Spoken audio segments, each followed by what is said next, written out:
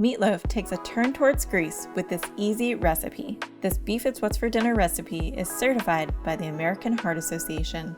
Combine 2 pounds 96% lean ground beef, 1 cup breadcrumbs, 3/4 cup finely chopped onion, 1/2 cup 1% low-fat milk, 1 large egg, 1 tablespoon Greek seasoning, and 1/2 teaspoon salt in a large bowl, mixing lightly but thoroughly.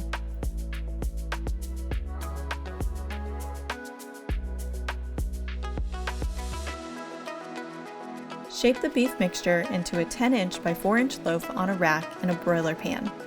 Bake in a 350 degrees oven for 1 1/4 to 1.5 hours until the instant read thermometer inserted into the center registers 160 degrees Fahrenheit.